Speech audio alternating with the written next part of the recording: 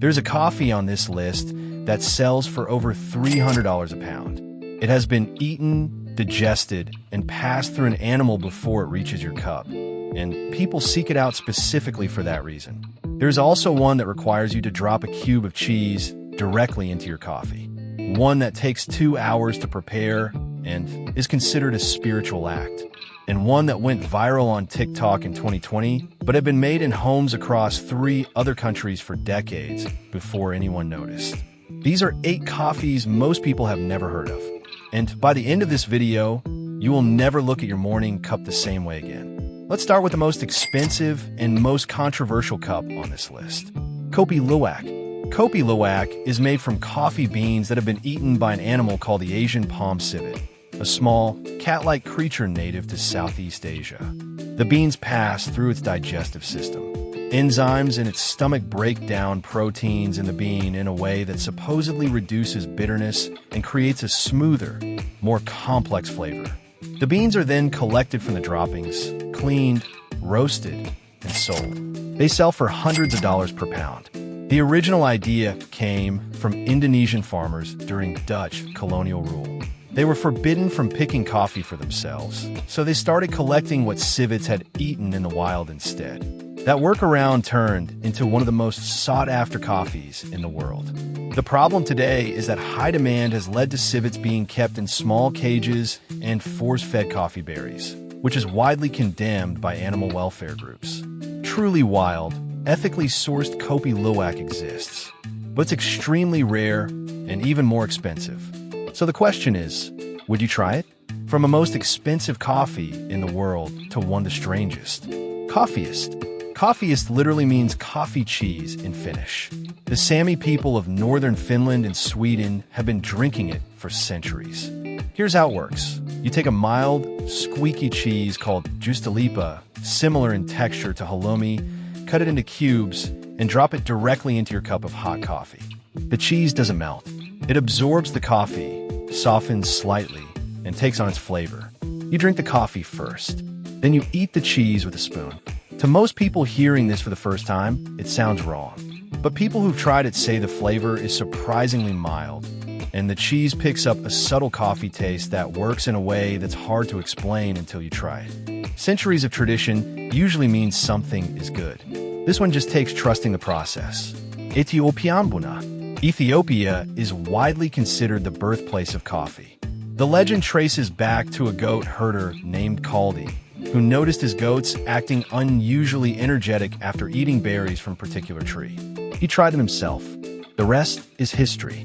But in Ethiopia, coffee is not just a drink. It's a ceremony. The Ethiopian coffee ceremony, called Buna, can last up to 2 hours. Raw green coffee beans are roasted over an open flame right in front of you. The smoke fills the room. The beans are then ground by hand and brewed in a clay pot called a jabina. The coffee is served in 3 rounds. The first round, Abel, is the strongest and it's meant for pleasure. The second, Tana, is more diluted and meant for contemplation. The third round, Baraka, means blessing, and it's believed to bring good fortune to everyone who drinks it. This isn't a morning routine.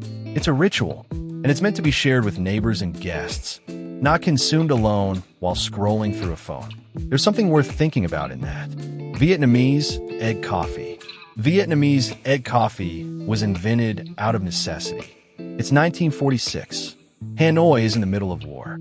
Fresh milk has become nearly impossible to find. A bartender at the Sofitel Legend Metropole Hotel, a man named Nguyen Van Jong, needed a solution. So he started whipping egg yolks with sugar and condensed milk to replace the missing dairy, then spooned the thick mixture over strong Vietnamese coffee. The result had the consistency of a thick custard floating on top of dense coffee.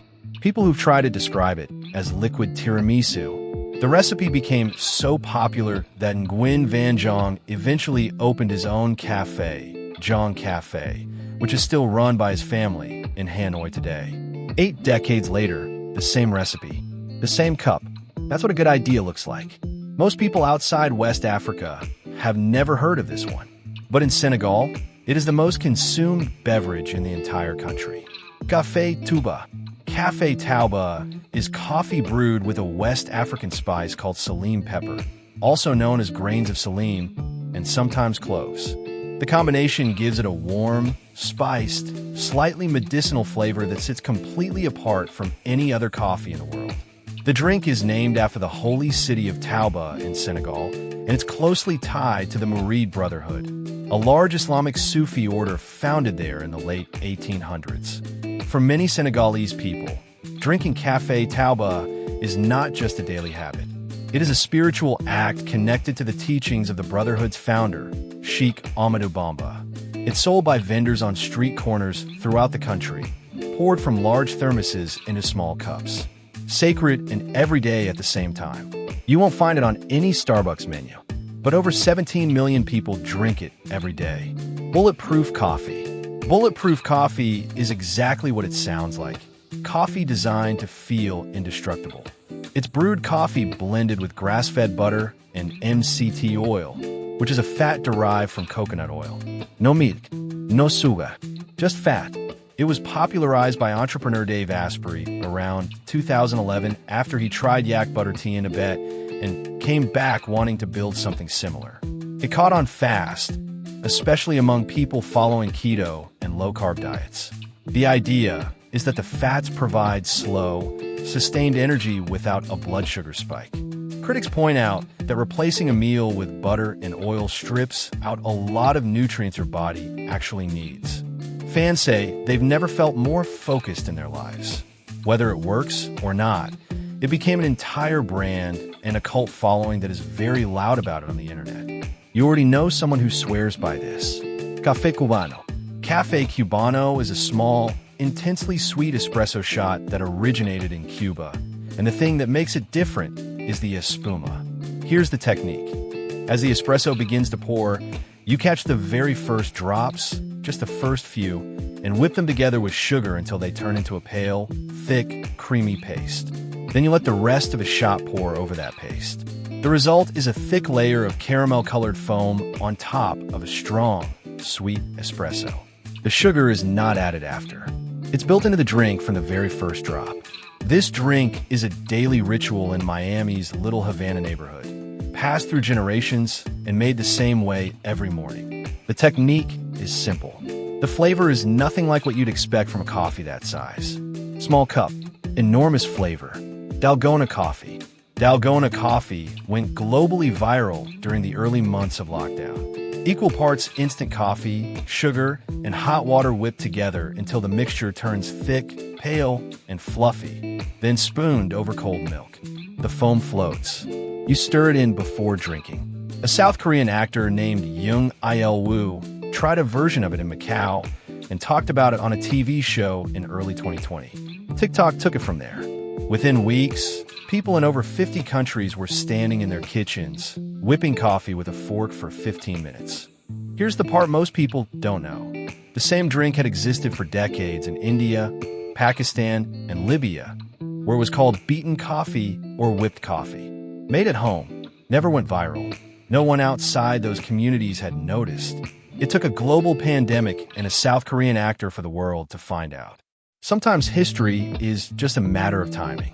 8 coffees, each one with its own story, its own culture, and its own reason for existing. Most of them you'll never find at your local coffee shop. But now you know they exist, and honestly, that changes something about how you see that cup in the morning. If one of these surprised you, drop in the comments. And if you want more of this, there are a lot more coffees where that came from.